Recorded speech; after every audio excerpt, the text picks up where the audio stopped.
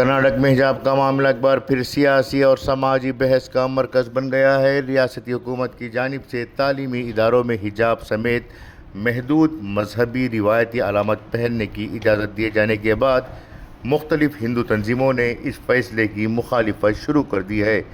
ہبلی اور دھارواڑ میں منعقدہ احتجاجی مظاہروں کے دوران بعض مقررین نے مطالبہ کیا کہ صرف حجاب پہننے کی اجازت واپس لی جائے۔ یہ تنازع اس وقت دوبارہ شدت اختیار کر گیا جب کانگریس حکومت نے 13 مئی کو سابقہ حکم نامہ واپس لیتے ہوئے نئی ہدایت جاری کی۔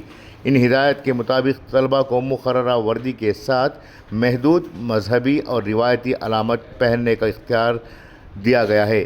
اس میں حجاب، جنیور، پگڑی، رودراکشی اور دیگر مذہبی شناختی اشیاء شامل ہیں۔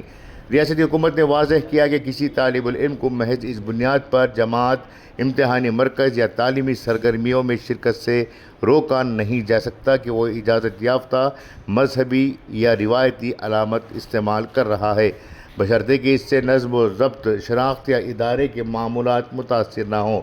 ادھر ہندو تنظیم شری رام سینا سمیت متعدد لیفٹ جماعتوں نے اس فیصلے کے خلاف احتجاج کیا۔ مظاہرین کا کہنا ہے کہ تعلیمی اداروں میں مذہبی شناخت کو فروغ دینا مناسب نہیں، تاہم کئی مقررین نے خاص طور پر صرف حجاب پر پابندی عائد کرنے کا مطالبہ کیا، جبکہ دیگر مذہبی علامات پر اعتراض نہیں کیا۔ سیاسی سطح پر بھی اس معاملے نے نئی کشیدگی پیدا کر دی ہے۔ بی جے پی نے کانگریس حکومت پر اقلیتی خوشنودی کی سیاست کرنے کا الزام عائد کیا ہے۔ بعض رہنماؤں نے کہا ہے کہ درسگاہیں مذہبی اظہار کا مقام نہیں۔ دوسری جانب وزیر اعلیٰ سدرامیا نے وضاحت کی ہے کہ حکومت صرف پہلے سے رائج مذہبی روایت کو محدود دائرے میں اجازت دے رہی ہے اور کسی نئی علامت یا سیاسی اظہار کی اجازت نہیں دے گی۔ انہوں نے صاف کہا کہ زعفرانی شالوں کی اجازت نہیں ہوگی، البتہ حجاب، پگڑی، جنیور اور بعض دیگر مذہبی علامت حسب سابق استعمال کیے جا سکیں گے۔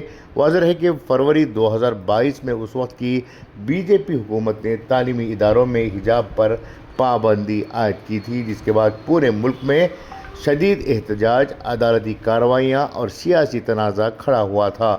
اب کانگریس کے نئے فیصلے کے بعد یہ معاملہ دوبارہ قومی بحث کا موضوع بن چکا ہے۔ بیورو رپورٹ، انقلاب نیوز، بنگلورو۔